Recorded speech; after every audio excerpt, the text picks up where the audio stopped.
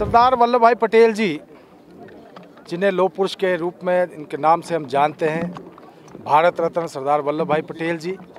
उनकी जयंती और 150वीं जयंती पूरे देश भर में मनाई जा रही है और उस क्रम में बहुत सारे कार्यक्रम आयोजित किए जा रहे हैं। एकता दिवस जो 31 अक्टूबर को, जिस दिन उनकी जयंती थी, उस दिन पूरे देश भर में यूनिटी रन आयोजित की गई और उसके बाद ये क्रम 25 अक्टूबर से लेकर 6 दिसंबर तक चलने वाला है, जिसमें पूरे देश भर में इस प्रकार की पदयात्राएं आयोजित की जा रही हैं और इन यात्राओं के माध्यम से जो सरदार वल्लभ भाई पटेल जी का संदेश, जिन्होंने इस देश को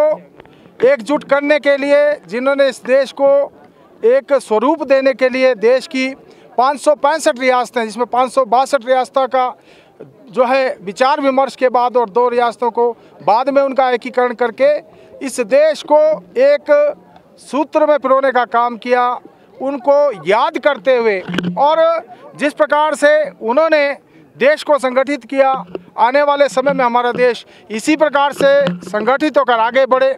और साथ ही साथ मैं ये भी कहना चाहूँगा, जहाँ सरदार वल्लभ भाई पटेल जी ने इस देश को एकजुट किया, सारी रियासतों को जोड़कर भारत माता को बनाया, वहीं देश के यशस्वी प्रधानमंत्री श्री नरेंद्र मोदी जी आज इस देश को आगे ले जाने का काम कर रहे हैं। जिस प्रकार से माननीय मोदी जी के नेतृत्व में आज हम दुनिया की 4थी सबसे बड़ी अर्थव्यवस्था बने हैं, हम सबसे तेज़ गति से आगे बढ़ने वाली अर्थव्यवस्था बने हैं और अगला लक्ष्य यह है कि 2047 में भारत जो है विश्व गुरु बने, विकसित राष्ट्र बने, उस दिशा में आज हम आगे बढ़ रहे हैं। तो इस यात्रा के माध्यम से, जिसमें विभिन्न समूह के लोग, विभिन्न स्पोर्ट्समैन, महान विभूतियाँ इस देश की, NSS,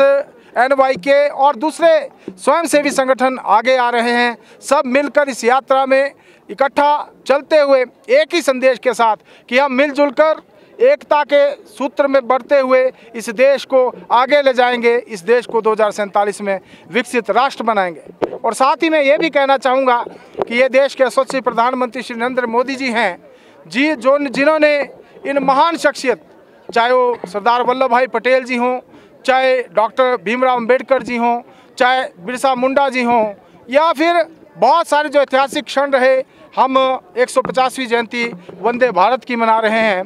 इन सब घटनाओं को और इन सब महान विभूतियों को, जिनका इस देश के लिए बहुत बड़ा योगदान रहा, उनकी स्मृति में इस प्रकार के कार्यक्रम आयोजित करना, इस बात को लेकर माननीय नरेंद्र मोदी जी का मैं धन्यवाद करना चाहूँगा, उनका मैं आभार प्रकट करना चाहूँगा।